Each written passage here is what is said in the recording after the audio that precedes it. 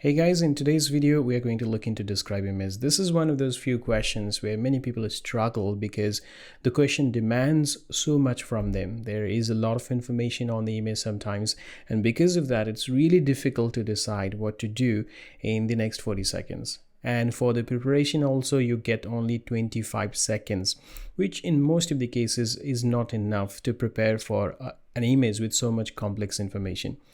On the other hand, we can sometimes get questions where there will be very less information available, and because of that, you may not be able to speak for 40 seconds, or for that matter, sometimes even for 20 seconds. So in this video, we are going to discuss how you should do describe image, and this will be based on the standard scoring criteria.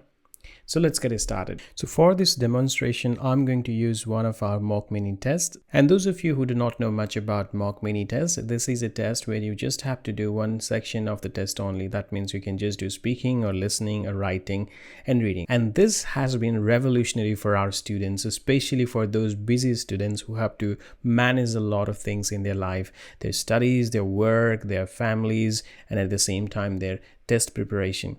Because when you want to get feedback or want to find out where you stand in your preparation right now, you have to do the whole mock test, and that mock test requires up to 3 hours. And not always you'll have those 3 hours, but still you want to get some feedback. And in some cases, for example, you might already know how good you are in speaking or in writing, and then you just want to do listening or reading, or you just want to get some feedback for those sections. And that's why I came up with the concept of mock mini, and this has helped our students to get this score very quickly. Now, if you are more interested to know about mock mini tests, please go to our website romanpte.com, and then you can ask one of our friendly members about the mock mini, who would be more than happy to explain to you how it works and how it can help you.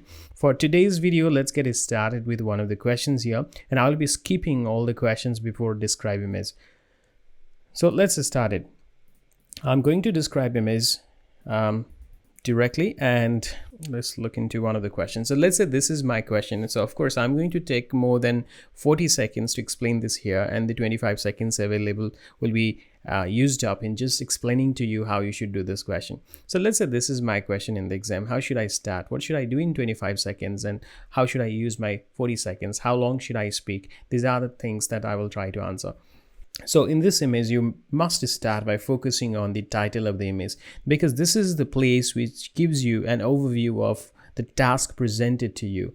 In this task, you are supposed to summarize main points of the image, and most of those main points you'll find in the title of the image. So in this case, for example, if you just look at the title, you can see this image is about transport modes in a European city from 1960 to 2000. Now a confusion will be, should I paraphrase this while saying it, or should I just say it as it is?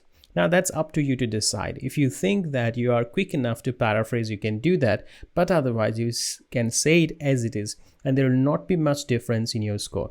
So if I get an image like this, I'll start by saying the given diagram shows transport modes in a European city from 1960 to 2000. But of course, there are a lot of other things we have to do after this. So how should we do that? Anything you do after this depends on the scoring criteria, and you must know how you are scored in the test. Your describe image scoring is done on the basis of three things. First, your content. Second, your fluency. And third, your pronunciation. Now, those of you who are not familiar with the concept of fluency in pronunciation, please watch my previous video in speaking about fluency in pronunciation, where I have discussed some important tips that can help you to score up to 90. And those of you who have already watched that video, let's focus on content part now. Now, content, of course, means whatever is given to you on the question, and how you grab that information and present it in a way that helps you to get the maximum score. Now, when it comes to content, there can be a lot of variability. Sometimes there can be a lot of information on the image, which makes it really difficult to pick up the information. And sometimes there can be very less information. Regardless of the situation, you are supposed to present the information in a comprehensive manner using the rules of grammar in English, vocabularies in English, so that they can assess how much of the image you understood. So how can we do that? Let's focus on that. Now, when it comes to content, the maximum score you get in content is 5. In order to get 5 out of 5, the candidate must have captured all the essential information on the image. So where do we usually find the essential information? The most essential information in any image, especially if it's a graph, will be on its axis and on legends. As an example, in this particular case, the most essential information here is the percentage of total travelers, the transport mode, and the time period. So that means as long as your answer has comments on percentage of travelers, the modes of transportation, and the time period on which this data was captured, you will cover all the important information and you will easily get 5 out of 5. And in order to do that, focus more on the information. Don't focus too much or don't spend too much time on framing the sentences or creating a grammatically complex sentences, because that is not necessary here. There is no separate scope for grammar here. So spending time on crafting a good sentence, a grammatically superior sentence with superior vocabulary, is only waste of time. Although if you can do that, there is no harm in trying that, but you don't need it to get the maximum possible score. So, okay, now we know that we have to focus on percentage of total travelers, transport mode, and the time period. How can we do that?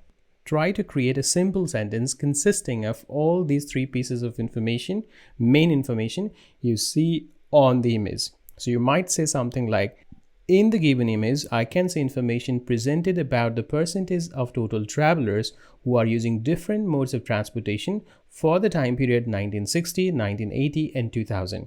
So this covers all the important information. After this, spend your time, whatever time is left, talking about different features of the image, and if possible, try to pick one interesting aspect of the image. As an example, you might say something like, in 1960, most of the people were traveling on foot. Interestingly, in 2000, car was the most popular mode of transportation. Something like this. It can be anything. Don't get too distressed about it and don't think too much about which is the most important information. Remember, 10 points out of 15 points you can get in describe image actually comes from your fluency and your pronunciation. So you should focus more on that rather than on the content. Content sometimes can be really complex. Sometimes the topic can be unfamiliar, and if you are too engrossed about the content, you might lose the opportunity to present the information fluently and clearly. So even if I get just 1 out of 5 in content, if I'm fluent and if I'm clear, I might get 11 out of 15, which can be enough for me to get even more than 79. So remember, the main point here is getting the content in its simplest form and not spending too much time in crafting grammatically superior sentences or picking interesting or complex vocabularies. Rather, you should focus more on getting essential information, present them in a simple manner, and focus on clarity and fluency. Trying to create a difficult sentence in the exam might just waste your time or may reduce your fluency as well, and it's not a good idea, and I would never recommend that. Now at the end, if you have time, give one conclusion as well. For an image like this, the conclusion can be something very simple, such as, overall we can see that from 1960 to 2000, people have used different modes of transportation and their popularity had changed over time. It's a very simple one, where I have covered all the important information. Now before I wrap up this video, let me tell you one important tip. If you are looking at an image, the most important areas you need to look at are its title, its axis, and its legends. One more thing, if you feel like you are getting stuck in the exam because you have nothing to say, try to focus on the color of the image, and you can even start discussing the color. So you can comment on the color by saying something like, the bar of this color represents this, whereas the bar of this color represents this. This will give you some time to think of something more interesting and include that in your answer. Overall, whenever you are presenting any information about images on your exam, you should organize your answers in the order of the overview of the image, information presented on the image, the most interesting information you found on the image, and a summary of everything. Roughly, you will have 4 to 5 sentences. This will be enough for you to speak for 25 to 35 seconds, which I consider the ideal length. If you speak for less than 25 seconds, there may not be enough information to analyze or evaluate your fluency and pronunciation skill. Whereas if you speak for more than 35 seconds, you might rush through your answers, reducing your clarity, or at the same time, you may not be able to complete the sentence, because of which that sentence will be useless.